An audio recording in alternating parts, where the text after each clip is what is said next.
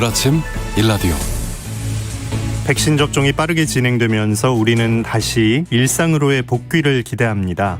하고 싶었던 일을 하고, 가고 싶던 곳에 가고, 만나고 싶은 사람들을 마음 편하게 만나는 일, 이제는 곧 할 수 있지 않을까 기대를 갖게 되죠.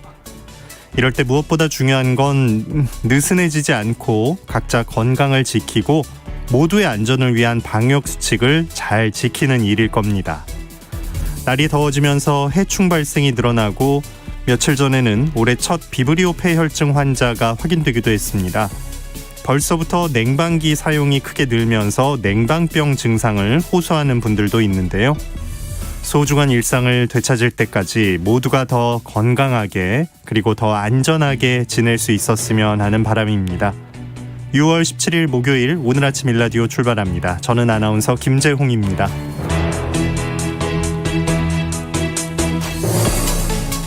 오늘 아침 일라디오 여러분과 함께 만들어가는 시간입니다. 유튜브에서 KBS 일라디오 공식 채널을 검색하시면 채팅창 마련되어 있고요. 생방송 보고 들으면서 함께 하실 수 있습니다. 자, 오늘 목요일입니다. 새농퀴 마지막 힌트 나가는 날이죠. 잘 들어보시고요. 정답 아시는 분들은 보내주시면 되는데요. 단문 50원, 장문 100원 드는 유료 문자 샵 9730으로 주시면 됩니다. 보내주신 분들 가운데 20분을 추첨해서 농촌진흥청에서 제공하는 웰빙 혼합 잡곡 세트, 경기 농촌 융복합 산업 인증 제품인 사과즙 세트, 모바일 커피 교환권 등 다양한 선물을 드립니다. 자, 이번 주 새농퀴 마지막 힌트 지금 나갑니다.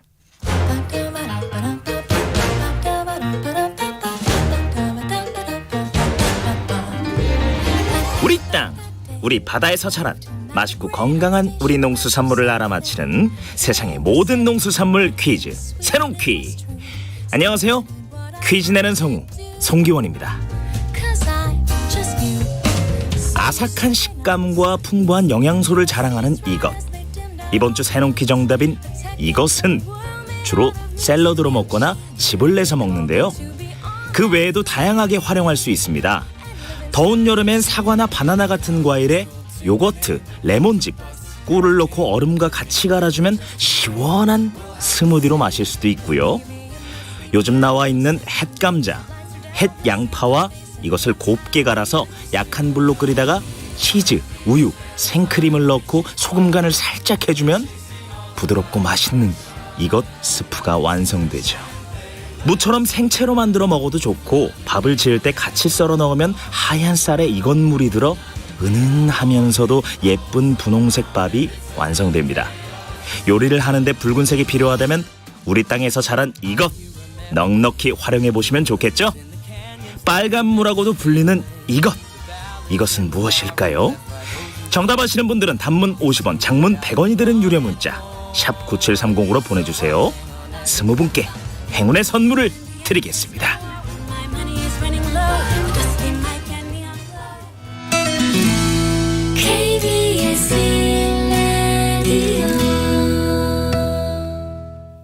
새농퀴 정답 아시는 분들은 단문 50원, 장문 100원의 유료 문자 샵 9730으로 보내주시기 바랍니다. 월요일부터 정답 보내주신 분들 가운데 20분을 추첨해서 행운의 선물 드리겠습니다. 농수산 뉴스로 이어갑니다. 농민신문 류수연 기자 연결합니다. 안녕하십니까? 네, 안녕하십니까. 농민신문 류수연입니다. 네. 자, 여성 농업인들이 농사와 집안일로 진짜 쉴 틈이 없는데 남성 농업인에 비해서 유병률이 높다, 이런 결과가 있다고요? 네, 지난 14일 농촌진흥청은 2020년 농업인 업무상 질병조사를 발표했습니다. 농진청에 따르면 지난해 농작업 관련 질병으로 1일 이상 휴업이 발생한 농업인 업무상 질병 유병률은 5%였습니다. 특히 여성 유병률이 5.8%로 남성의 4.3%에 비해 높았습니다. 연령별 유병률 차이도 컸는데요. 50세 미만 1.4%, 50대 2.7%, 60세 4.9%, 70세 이상 7.1%로 60대 이후부터 질병 발생이 급증했습니다. 아유, 그렇군요.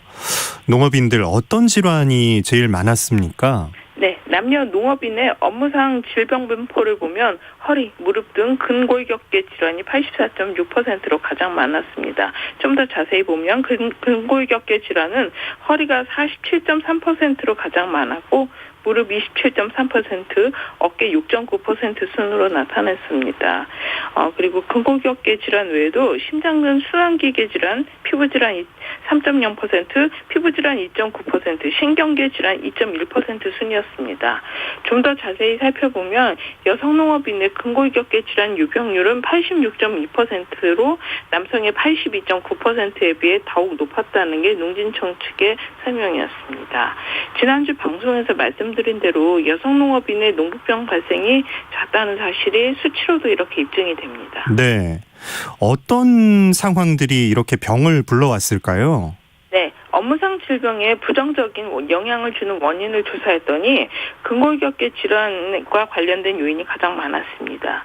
장시간 근무 27.6%, 반복 동작 22.8%, 불편한 자세 16.8%, 과도한 힘 또는 중량물 취급 13.0% 등이 대표적이었습니다.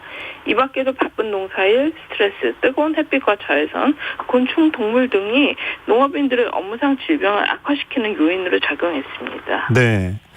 코로나19 때문에 상황이 더 악화됐을지도 모르겠는데 평소 농민들이 근골격계 질환을 좀 예방할 방법이 있을까요?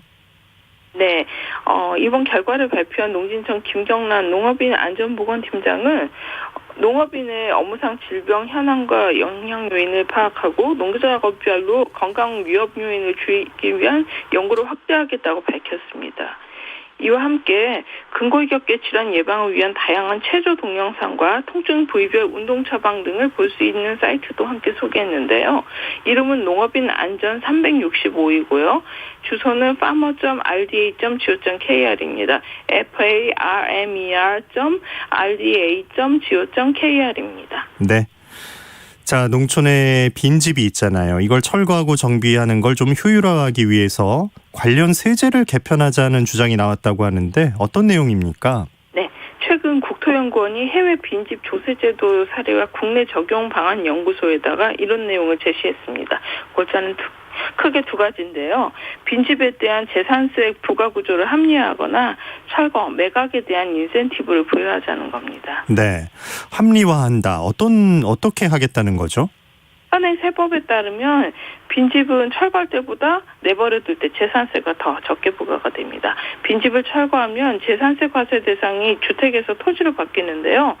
현재 토지세율이 주택세율보다 2배 정도 높아서 집주인들이 철거를 꺼리는 일이 많습니다. 한국농촌경제연구원에 따르면 1944년에 지어진 한 노후 농촌주택을 예로 2020년 실제 부과된 재산세를 봤더니 28,940원이었는데요. 만약 이 주택을 철거하면 재산세가 76,800원으로 약 2.5배나 높아집니다. 이 때문에 노후화된 농촌 빈집엔 주택이 아닌 토지를 기준으로 세금 부과를 해서 페널티를 주고요. 그리고 빈집을 자발적으로 철거하는 경우에는 예외적으로 재산세를 감면하자는 것입니다. 또한 고령층이 세상을 떠나면서 물려받은 빈집을 팔 때도 양도소득세를 감면할 것을 제안했습니다.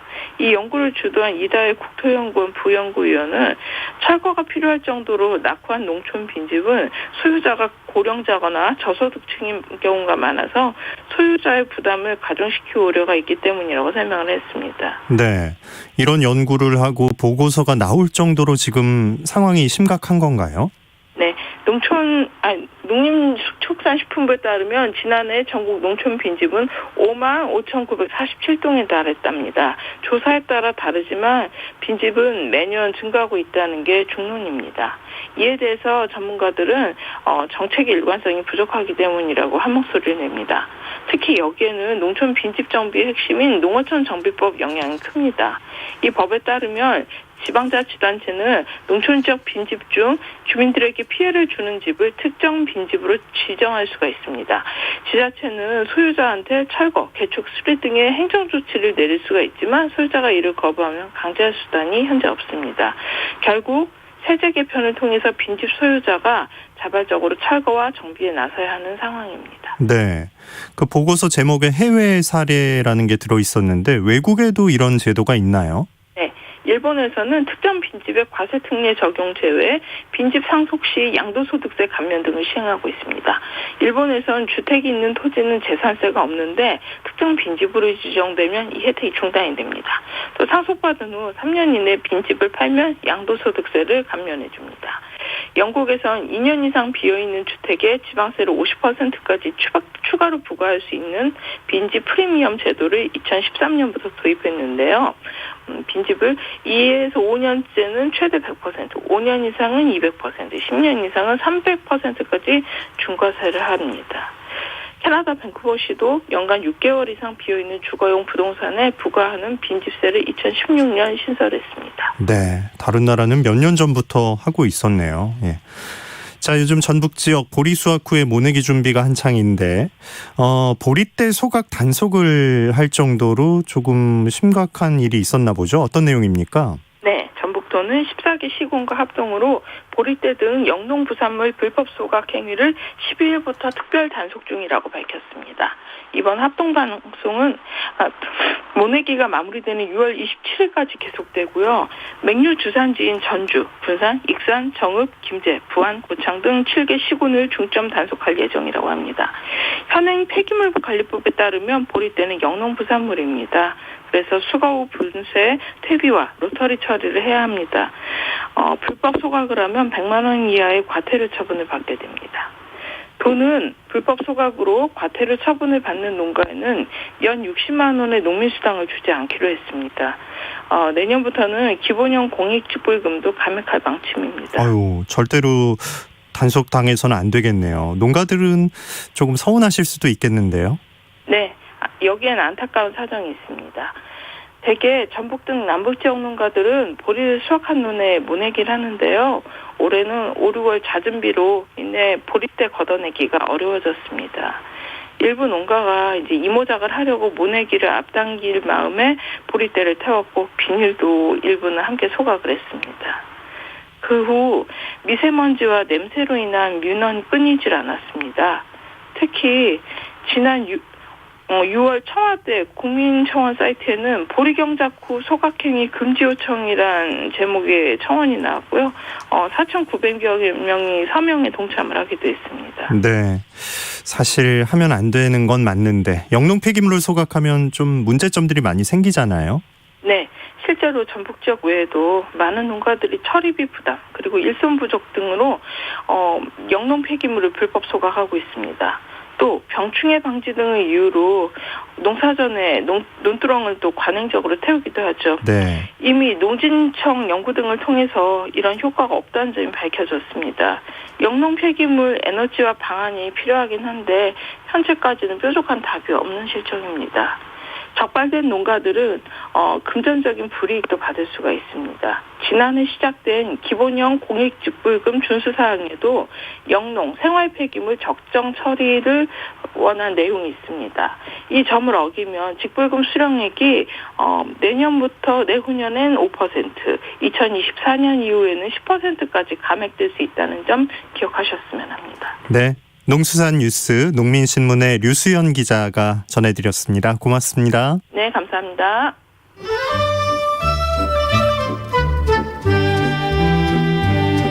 아침을 깨우는 정겨운 이야기가 있습니다.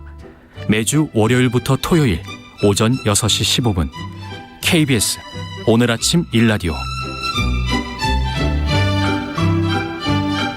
자, 이번 순서는 농어촌의 법률 사각지대 해소를 위해서 마련했습니다. 농어민들의 법률 상담 도와주실 분 소개합니다. 전북 지역의 농촌 주민들 동네 변호사로 활동 중인 분이죠. 현장에서 만나는 농촌 어르신들은 박 변호사 대신에 박 변홍사라고 부르신다고 해요. 그래서 지금 이 시간 제목을 우리 동네 박 변홍사로 정했습니다. 법률사무소 한아름의 박 변홍사, 박형윤 변호사 연결하겠습니다. 안녕하십니까? 안녕하세요. 네, 한 달 만에 연결이네요. 잘 지내셨나요? 예, 그동안 잘 지냈고요. 그동안에 박 변호사인 만큼 모내기도 했고, 또 마을 그 주변에 있는 어르신들하고 상담도 열심히 하면서 잘 지내고 있었습니다. 아유, 그러셨군요. 네. 사실 이제 우리가 법이라는 게 참 어렵게 느껴지고 먼 얘기라고 생각을 하는데 그래서 알게 모르게 피해보는 일도 많았어요. 그래서 매주 목요일 이 시간 농어민들이 법을 좀 가깝게 이해하고 느낄 수 있게 많은 도움을 부탁드리겠습니다. 네. 정의 넘쳐야 마을에서 우리가 법이 넘쳐서는 안 되겠죠. 제가 마을의 법률 주치의가 돼가지고 최선을 다해서 도와드리도록 하겠습니다. 네. 정이 넘치는 마을이 돼야 한다. 이 예. 각오로 이제 앞으로 많이 도와주실 겁니다. 실제 농어촌에서 발생한 사례를 통해서 법률 정보를 알아보려고 하거든요. 저희도 준비하겠지만 청취자분들 궁금해하시는 부분도 잘 보내주시면 담아놨다가 하나씩 풀어드릴 테니까요. 법적으로 궁금한 점 또 곤란했던 점 있으시면 보내주시기 바랍니다. 자, 박 변호사님 오늘 첫 시간 살펴볼 사례 어떤 이야기가 될까요? 그냥 한마디로 말씀드리면은요, 우리가 내 땅 내놔 이런 얘기인데요. 그러면 내 땅 내놔 하면 상대방이 이렇습니다. 그래? 그럼 너도 내 땅 쓰지 마. 이런 얘기가 있거든요. 예. 예, 이게 보통 이제 많이 벌어지는 이제 토지 분쟁 사례인데요. 예전에 이런 사례가 있었습니다. 네. A씨라는 분이 계세요. A씨는 한 마을에서 자라고 컸기 때문에 그 마을에서 결혼을 했습니다. 그게 약 한 30년 전인데요. 부모님이랑 가까이 살고 있던 지인한테 땅을 사서 집을 짓고 또 그 집을 짓고 남은 땅은 마을 주민들이 이렇게 땔감 같은 걸 하러 다니는 산 쪽에 이동하는 통행로였기 때문에 그 통행로를 제공하면서 이렇게 마을 주민들하고 오손도손 어울려서 살아왔었는데요. 네. 그렇게 사시다가 30년이 지났습니다. 그 땅을 팔았던 이웃에 아들 부부가 내려온 겁니다. 이제 부모님이 돌아가시고 나니까 귀농을 하게 된 거예요. 예, 귀농을 하게 됐는데 그 귀농을 하는 과정에서 뭐 여러 가지로 문제가 있었지만 예, 그 기본적으로 우리가 귀농을 하게 되면 집 같은 걸 지으려고 하면 측량을 해야 되지 않겠습니까? 예. 예, 측량을 해봤더니 우리 아버지한테 땅 사서 집을 짓고 살던 A씨가 우리 땅을 침범해 있네? 이거 땅 침범했는데 내가 집 지으려면 불편한데? 이거 철거해 주세요. 이렇게 하면서 따지기 시작하는 겁니다. 아하, 예. 예, 그랬더니 그 A씨는 야, 내가 옛날에 너희 아버지한테 땅을 사가지고 이렇게 30년 넘게 살아왔는데 하나도 문제가 없었고 내가 적법하게 땅을 산 건데 내가 이걸 왜 철거해야 돼? 이러면서 다툼이 시작된 겁니다. 네. 그래서 결국은 그 A씨가 땅을 사서 집을 지으면서 마을 주민들에게 통행로로 제공했던 땅이 결국은 그 땅을 팔았던 이웃의 아들이 집을 지으려면 써야 되는 통행로로 사용되고 있었는데 그 길을 아예 막아버린 겁니다. 감정 다툼이 생겨서 너도 내 길 내가 만든 길 다니지 마. 네. 나 더 이상 못 참아. 이렇게 해가지고 서로가 그래 그럼 이제 지금부터 법대로 해. 법대로 해야지 안 되겠어. 이렇게 하면 싸움이 벌어진 겁니다. 그래서 결국은 이런 부분들이 어떻게 해결되느냐가 굉장히 크게 쟁점이 됐었는데요. 네. 이게 요새 귀농귀촌이 많이 발생하고 또 과거에 이제 부모님이 살던 집으로 노후를 위해서 내려오신 분들이 계시고 하다 보니까 원래 원주민과 새롭게 들어오는 주민들 사이에 많이 발생하는 다툼 문제인데요. 예. 방금 전에 설명드렸던 사례는 어떻게 됐는지 궁금하지 않으십니까? 아나운서님? 궁금해요. 예. 다른 길을 뚫었는지 서로 악수를 하고 끝났을지 진짜 궁금한데 예. 애초에 측량이 제대로 됐으면 어떨까 싶기도 한데 이미 30년 세월이 흘렀는데 예. 이 30년에다 무게를 둬야 하는 건지 진짜 궁금해집니다. 예. 그래도 A씨 입장에 좀 더 마음이 가는 것도 사실인데요. 어떻습니까? 예, 이런 문제가 발생하면은요, 가장 중요한 거는 아직도 우리 농촌 마을에서는 정이 많이 남아있거든요. 네. 그리고 아직도 이렇게 이장이나 통장하시는 분들이 과거처럼 오손도손 살 수 있는 분위기 조성을 위해서 중재 역할을 많이 하십니다. 그래서 서로 양쪽에 오가시면서 옛날에 살아왔던 이야기도 추억도 많이 얘기를 하시면서 원만하게 해결할 수 있도록 노력을 많이 하시는데요. 아직도 그리고 행정에서도 마을 주민들 간의 분쟁에 대해서는 행정 면장님이나 동장님 이런 분들이 나서셔가지고도 이런 문제를 해결할 수 있도록 굉장히 노력을 많이 하시지만 결국은 누군가 한 분이 배려를 하지 않는다면 우리가 소송이나 아니면은 민원 제기 같은 걸로 이어질 수가 있는데요. 지금 이 상황 같은 경우에는 그 길을 막은 것부터가 문제가 돼서 해결이 먼저 시작이 되거든요. 아, 네. 네, 우리가 통상의 법률적인 문제가 발생하면 조금 더 신속하고 강력한 방법을 원하는 게 형사 고소, 그러니까 형사 문제로 처리하는 거를 보통 사람들이 우리 주민들이 생각을 많이 하시거든요. 그래서 지금 이 사례 같은 경우에는 A 씨가 길을 막은 부분에 대해서부터 측량을 했던 원래 이웃 주민의 아들이 먼저 형사고소 같은 걸 하게 됩니다. 그럼 이렇게 형사고소 같은 걸 하게 되면 아무리 내 땅이라고 하더라도 그 길을 막게 되면 원래 마을 주민들이 사용했던 땅이기 때문에 도로이기 때문에 우리가 일반 교통방해죄라는 게 있어요. 아이고, 예. 우리가 일반 주민들이 아무나 이렇게 다닐 수 있는 통행로를 막게 되면 소통이 안 되기 때문에 그걸 방해한 자체를 처벌하는 죄가 있거든요. 그걸 처벌할 수가 있고 또 아까 집을 짓기 위해서 측량을 했고 만약에 공사 같은 걸 진행하고 있는데 길을 막아서 공사를 못 하겠다고 하면 그것도 이제 업무방해죄가 또 될 수가 있습니다. 네, 그래서 이런 부분들이 형사 고소로 이어지게 되면 참 큰 죄로 또 이어져서 재판을 받으셔야 될 수도 있고 또 나중에 어떻게 보면 전과자까지 되실 수 있기 때문에 아무리 내가 억울하지만 그렇게 한 사람의 억울함을 풀기 위해서 모든 사람들에게 피해를 주는 행동을 하시면 안 됩니다. 이게 진짜 법을 모르면 저지를 수 있는 진짜 잘못이 되겠네요. 아니 내가 억울해서 내 땅을 이제 막겠다는 건데 이게 내가 먼저 행동을 취했다는 게 이제 사람들 통행을 막은 죄가 돼서 이런 일이 생길 수 있는 거네요. 예, 그렇습니다. 아무리 내 땅이지만 이미 많은 사람들이 활용하고 있는 땅에 대해서는 권리를 행사함에 있어서도 그 많은 사람들을 배려해야 된다는 취지이기 때문에요. 아마 다 마을 주민들께서도 그런 마음을 갖고 있지만 순간 잘못된 판단을 해서 그런 경우들이 많이 있는데 이번 기회를 통해서 그런 부분을 좀 조심하셨으면 좋겠습니다. 진짜 심사숙고하셔야 되고 주변 얘기를 잘 들어보셔야 합니다. 예. 근데 A씨 입장에선 진짜 내가 지불하고 산 내 땅이고 근데 갑자기 나타나서 이거를 다시 정리하라고 하니까 속이 상한 건데 이 30년 만에 나타난 이웃의 아들 자녀가 이렇게 이거 측량이 잘못됐으니까 이거를 다시 내어달라고 요구할 권리가 있는 건가요? 예, 소유권을 가지고 있기 때문에요.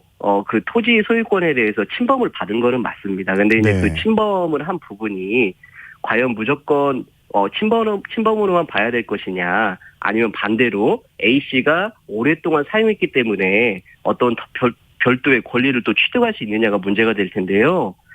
A씨 같은 경우에는 일단은 남의 땅을 침범해서 집을 지은 거니까 잘못을 했다는 거는 명확합니다. 근데 오랫동안 살아왔고 그 땅을 내가 원래 이제 땅을 사가지고 건물을 짓는 과정에서 조금 착오를 일으켜서 건물이 좀 침범됐을 가능성이 아주 높거든요. 과거에는 측량이 정확하지가 않아가지고 그냥 주민들 사이에서 그냥 경계를 만들어 놓으면 그 경계가 진짜 경계가 맞구나 이렇게 생각하는 경우들이 많았거든요. 그래서 내 땅이라고 생각을 하고 30년 넘게 사용을 해왔다고 하면 우리가 민법에서는 점유취득시효라는 게 있습니다. 우리가 아무런 문제 없이 20년 넘게 내 땅이라고 생각하고 땅을 점유해 오면은 그 땅에 대한 소유권을 취득할 수 있는 법이 있는 겁니다. 그래서 우리가 A씨 같은 경우에는 예전에 내가 땅을 사가지고 조금 착오를 일으켜서 좀 침범을 하긴 했지만 이거 내 땅인 줄 알고 내가 그동안 살아왔는데 이거 내 땅으로 보는 게 맞지 않겠습니까? 이렇게 주장을 하실 수가 있겠습니다. 그렇군요. 예. 사실 어떤 나무까지 저기까지가 이쪽 땅이야라고 생각을 했으니까 옛날엔 진짜 그렇습니다. 실제로 욕심을 부려서 측량한 거 다 보면서 이제 넘어가셨다고는 생각하기가 하고 또 진짜 20년 넘게 살아오셨던 거니까 그러면 그 기간을 충족했으니까 이 사례는 문제가 없는 건가요? 사례 같은 경우에는 우리가 방금 말씀드린 사례 같은 경우에는요, 20년을 점유한 것만으로 이걸 권리 취득할 수는 없거든요. 그래요? 우리가 20년을 살아오면서도 원래 땅 소유자가 내 땅인데 왜 침범했습니까? 빨리 치워주세요라는 걸 20년 이내 기간 동안 했으면 또 내 땅이 아닌 걸 알게 되는 거잖아요. 네, 그랬을 경우하고 처음에 이제 제가 땅을 샀는데 침범하는 과정에서 이거를 내 땅으로 생각하고 침범했느냐 아니면은 내 땅이 아닌 걸 알면서 침범했느냐가 또 문제가 될 수 있거든요. 네. 우리가 그거를 법에서는 자주점유라고 부르는데요. 자주점유라는 거는 내 땅이라고 생각하고 점유한다는 그런 얘기를 법률적 용어를 이렇게 풀어서 말씀드리는 겁니다. 그래서 내 땅이라고 생각했다고 하면 내가 침범하는 과정에서 왜 침범하게 됐는지에 대해서 과정을 설명을 드려야 되는데요. 이 땅 같은 경우에는 그 옛날에 경계 표시가 잘못돼 있어서 내 땅이라고 생각하고 그 집을 지었던 거거든요. 그리고 면적도 그렇게 크게 넓지 않았습니다. A라는 사람이 집을 짓기 위해서 땅을 샀던 건 200평이었는데 침범한 땅 평수는 불과 7평에 불과했던 사례였거든요. 네. 실제로는. 그래서 200평 땅을 샀는데 7평 침범한 거를 과연 판단할 수가 있었겠느냐. 그거는 어렵다. 오히려 A씨가 내 땅이라고 생각하고 점유했을 가능성이 높다 해가지고 이 사례에서는 A씨가 실제로는 땅을 취득하게 되는 결과를 얻었습니다. 네, 맞아요. 그 순전히 기간만 가지고 판단하면 몰래 들어가서 20년을 버티면 그 갖게 되는 사례가 생길 수 있으니까 따져볼 건 또 다 자세히 따져보는군요. 자, B씨 입장을 좀 헤아려 보자면, 자, 부모님에게 물려받았고 내가 이제 귀농을 하러 와서 당연히 측량을 해보고 이만큼이 속해 있으니까 찾겠다는 건데 B씨가 만약에 내가 이걸 꼭 찾겠다고 하면 또 어떤 방법들을 써볼 수가 있는 건가요? 일단 B씨 같은 경우에는 기본적으로 부모님과 A씨가 토지를 거래할 때 상황을 미리 잘 파악을 해야 되거든요. 그때 경계선이 여기까지 있었는데 경계선 넘어오는 거 알고 계셨잖아요. 이렇게 주장을 할 수가 있기 때문에 경계선이 어디였는가를 제일 첫 번째로 확인을 하셔야 되는 거고요. 그다음에 두 번째는 그 경계선을 침범한 면적이 아까 제가 말씀드렸지만 200평 대 7평은 네. 너무나 경미한 면적이라서 파악을 못했을 가능성이 있거든요. 근데 이게 10평, 20평, 30평 이렇게 면적이 늘어나게 되면 한 200평 산 사람이 이게 230평, 30평 정도 땅 평수가 너무 크잖아요. 그래서 내 거 아니라는 걸 인식할 수가 있거든요. 그래서 침범한 면적에 대해서도 충분하게 파악을 해서 이 정도 이렇게 사용하는 거는 남의 땅인지 아시지 않았습니까? 이렇게 사유를 주장을 해서 여기는 자주점유를 한 게 아니라 우리 거 땅 침범한 거 알고 점유하셨잖아요. 이렇게 주장을 할 수가 있을 것 같습니다. 시골에서 이런 일이 생겼을 때 진짜 마을 주민들이 다들 한마디씩 거들고 막 시끌시끌어지겠네요. 엄청난 분쟁이 발생하고요. 네. 우리가 이렇게 생기는 이유가 워낙 한 분 한 분이 이렇게 관계를 잘 알고 또 사정을 잘 알기 때문에 실제로는 마을에서 이런 문제가 발생하면 편가르기가 돼가지고 진짜 큰 싸움으로 번질 수가 있거든요. 네. 특히 이게 통행로를 막기 때문에 그러니까요. 이 통행로 사용 과정에서도 편가르기가 될 수가 있어서요. 정말 큰 문제로 발생하고 있고 실제 제가 했던 사건들 중에서도 마을 주민들 전체가 나서가지고 새롭게 들어오는 귀농하는 주민들이 공사하는 현장을 마을 주민들이 입구를 몸으로 점거를 해가지고 공사를 방해한 경우도 많이 있었고요. 네. 네, 안타까운 사례들이 굉장히 많습니다. 실제로는 농약 같은 거를 가끔 이렇게 우리가 과송 같은 거 하다 보면 농약 같은 걸 뿌릴 필요가 있는 경우들이 있거든요. 그 농약이 바람에 날린다고 해가지고 그 농사를 못 지게 하기 위해서 길을 막은 경우도 있었습니다. 네. 참 여러 사례가 진짜 있을 것 같은데 지혜롭게 해결할 방법 끝으로 좀 조언을 해주신다면요? 네, 우리가 법을 가장 정확하게 아는 게 제일 중요하실 것 같고요. 네. 아까 말씀드린 것처럼 길을 막거나 하면 형사처벌을 받을 수도 있고 또 민사상 손해배상을 해줄 수도 있다는 그런 법리를 아시는 게 중요할 것 같고요. 그리고 토지 분쟁에 대해서는 건물을 철거하고 토지를 다시 반환받고 이런 것보다는 그 부분 면적만큼 그분에게 매도를 하거나 임대를 하면서 금전적으로 해결하시는 게 두 분한테 시간적으로나 경제적으로나 훨씬 더 이득이시라는 점을 명심하시면 좋겠습니다. 두 분 모두에게 제일 편한 방법이라는 거, 그걸 아셔야겠네요. 그렇습니다. 소송을 하게 되면 비용도 많이 들고 시간도 오래 걸립니다. 네, 법적 분쟁 정말 없이 살면 좋겠지만 또 예기치 못한 일들이 일어나곤 합니다. 이 시간에 들려드리는 법률 상식 잘 기억해 두시길 바랍니다. 우리 동네 박변홍사 오늘 첫 시간 법률사무소 한아름의 박형윤 변호사님 도움 말씀이었습니다. 고맙습니다. 감사합니다. 자, 오늘 날씨 알아보겠습니다. 어제 하늘 사진 찍는 분들 많이 계셨죠? 서쪽 지역에선 모처럼 맑고 깨끗한 하늘 볼 수 있었는데요. 오늘은 구름이 많고 흐리겠습니다. 더위도 누그러지겠는데요. 서울, 대전 25도, 광주 26도, 부산, 대구 23도로 전국이 어제보다 4도가량 기온이 낮겠습니다. 강원 산간에는 여전히 안개가 짙고 호남 내륙과 제주도는 오후에 5mm 미만의 비가 살짝 지나겠습니다. 내일은 전국에 5mm 안팎의 적은 비가 내릴 전망이고요. 비가 그치면 다음 주까지 초여름 날씨가 이어질 전망입니다. 농가에선 날씨 변화에 대비해서 농작물 피해 없게 잘 챙기시기 바랍니다. 오늘 아침 일라디오 함께하고 계십니다. 지금 시각 6시 46분입니다.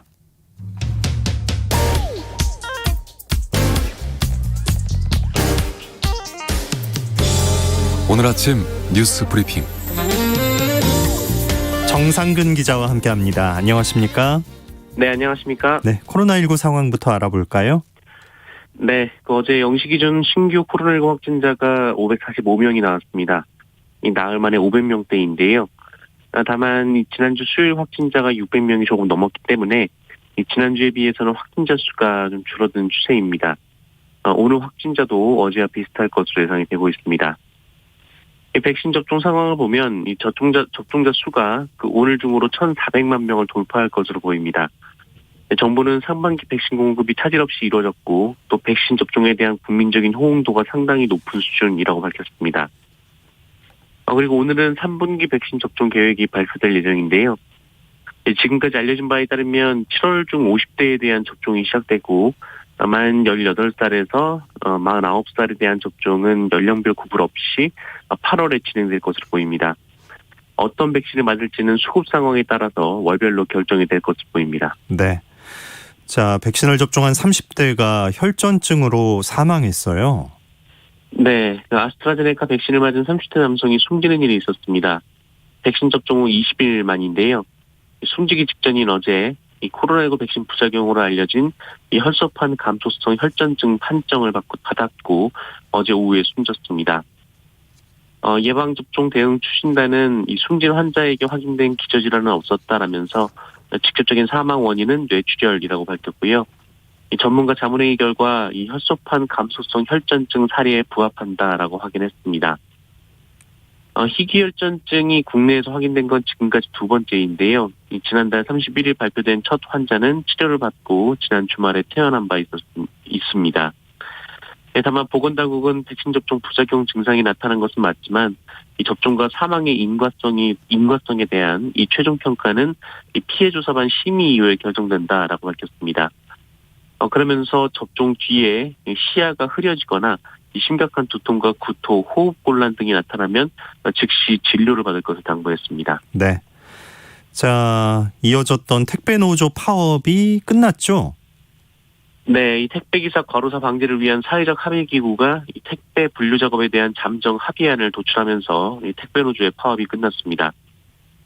이에 따라 그제부터 어제까지 서울 여의도에서 1박 2일 노숙 농성도 했던 이 택배 노동자들은 오늘부터 업무에 복귀하게 됩니다. 이 합의안에 따르면 택배사는 연말까지 택배 자동 분류기를 설치하거나 기사 2명당 분류 인력 1명을 투입해야 합니다. 특히 한진과 롯데택배는 1차 합의에서 약속한 것보다 분류 인력을 1,000명 더 투입하기로 했는데요. 이 불가피하게 택배기사가 분류 작업을 하게 되면 이 적정한 대가를 또 지급하기로 했습니다. 또 택배기사의 작업 시간은 하루 12시간, 이 주 60시간을 초과하지 않도록 했고요. 이 분류 인력 투입과 설비 투자에 필요한 재원은 이 택배비 인상을 통해 마련될 예정입니다. 다만 우체국 택배, 그러니까 우정사업본부는 이 최종 합의가 오는 18일로 미뤄졌습니다. 네. 자, 민주당 송영길 대표의 교섭단체 대표 연설이 있었죠?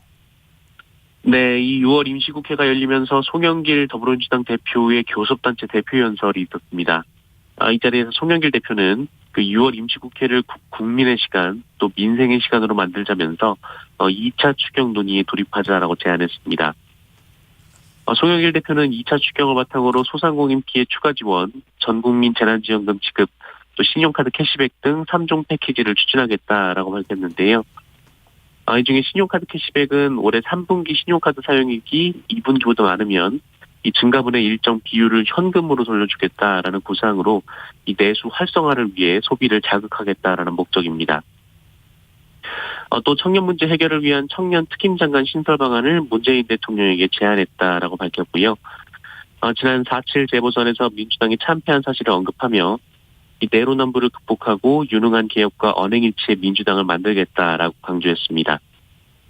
그러면서도 검찰, 언론 등 이 개혁 과제도 소홀히 하지 않겠다라고 밝혔습니다. 네.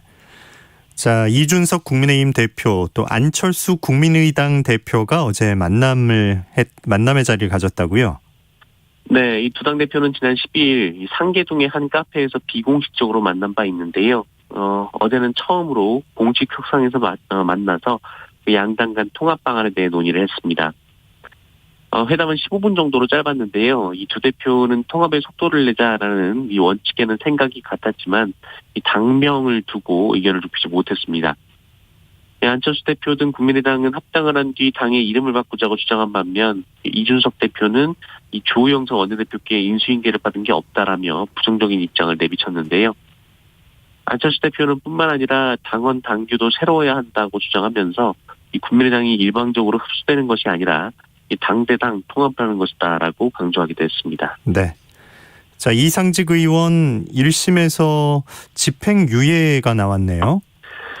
네, 이 공직선거법 위반 사건으로 기소된 무소속 이상직 의원이 이 징역 1년 4개월에 집행유예 2년을 선고받았습니다.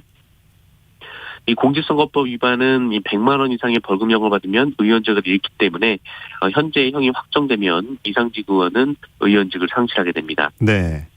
재판부는 이상직 의원이 이 중소벤처기업진흥공단 이사장 당시 이 출마 의지를 지닌 자로서 이 선거 국민들에게 전통주를 보낸 사실을 인정했고요. 또 총선 공보물에 허위 사실을 기재하고 당내 경선 과정에서 권리당원들에게 그 일반 시민 대상 여론조사에 참여하도록 했다라는 이 검찰의 공소 사실도 인정했습니다. 다만 종교시설을 방문해 지지를 호소한 부분과 또 인터넷 방송에 출연해서 허위 사실을 공표한 부분 등은 무죄로 판단했습니다. 네. 자, 광주 학동 4구역 건물 붕괴 참사 관련해서 경찰이 현대산업개발을 압수수색했죠? 네, 이 광주 철거 건물 붕괴 참사 관련해서 경찰이 그 해당 재개발 사업의 시공사인 현대산업개발 본사를 압수수색했습니다. 광주경찰청은 어제 오전 10시부터 서울 현대산업개발 본사의 경찰청 국가수사본부의 지원을 받아서 압수수색 영장을 집행했는데요. 경찰은 현대산업개발 건설본부 등에서 이 철거 관련 계약서 등을 확보해 이 본사와 현장 관계자들이 어떤 정보를 주고받았는지 구체적으로 규명할 방침입니다. 한편 현대산업개발은 지난해 9월 이 철거업체인 한솔기업과 이 재개발구역 건물 철거 계약을 맺었는데요. 이 한솔기업은 또 다른 철거업체인 백솔과 곧바로 다시 계약을 맺었습니다. 이에 대해 경찰은 이런 재하도급 형태가 불법이다라고 잠정 결론을 내렸고요. 이 현대산업개발이 철거업체 선정 과정에 어떻게 연관돼 있는지 조사하고 있습니다. 한편 경찰은 이 재개발 이권에 대한 조폭 연루설의 주인공인 이 문은식 씨와 연락이 닿았다라고 밝히면서 이 문은식 씨가 조속히 귀국해서 조사를 받을 수 있도록 설득하고 있다라고 밝혔습니다. 그리고 오늘은 구속영장이 신청된 3명 중 불찾기 운전사와 현장 공사 책임자 등 2명에 대한 영장 실질심사가 열립니다. 네. 자, 육군에서 경례를 안 했다는 이유로 병사 아버지까지 협박한 대대장이 있었다고요? 네, 지난 4월 이 육군 21사단 소속의 모 병사가 이 단체 이동을 하던 중에 대대장을 마주쳤습니다. 이 군에서는 단체 이동을 할 때는 이 상급자를 만날 경우 그 일행 중에 최선임자만 경례를 하는데요. 네. 그래서 이 병사가 대대장에게 경례를 하지 않았습니다. 그런데 대대장이 이 상관을 모욕했다면서 이 병사에 대한 징계 절차에 착수했습니다. 휘하 간부들을 불러 모아서 이 해당 병사의 잘못을 다 적어오라라고 했고, 이를 바탕으로 소대장과 면담 도중 업무에 대한 고충을 토로했다는 이유로 이것을 간부 협박이라는 징계 사유로 적용을 했습니다. 그리고 이 대대장은 병사 아버지까지 부대로 불렀는데요. 이 형사처벌하겠다라고 말하고 이 병사에 묻힌 눈물을 흘리며 선처를 구하자 그제야 외부에 제보하지 말 것을 요구했다고 합니다. 결국 이 병사는 당직 중 30분 정도 취침한 일, 또 일과 시간은 공중전화를 사용한 일에 대해 지난달 징계위에서 군기교육대 5일 처분을 받았는데요. 이 병사가 항고장을 내자 부대 측은 글자 수가 많다며 접수를 거부하기도 했다는 주장도 나왔습니다. 육군은 어제로 예정됐던 이 병사의 군기교육대 입소를 연기하고 분단 차원에서 감찰 조사를 벌이고 있다고 밝혔습니다. 네, 뉴스브리핑 정상근 기자와 함께했습니다. 고맙습니다. 고맙습니다. 자, 3975님, 저희 마을에도 빈집이 너무 많습니다. 빨리 정부에서 해결해 줬으면 합니다 하셨고요. 4222님, 토지 분쟁 발생하기 전에 오늘 아침 일라디오 잘 들으면 이해하기 쉽겠네요 라고 문자 주셨습니다. 감사합니다. 자, 오늘 아침 일라디오 목요일 순서 함께 하셨습니다. 아나운서 김재홍이었습니다. 고맙습니다.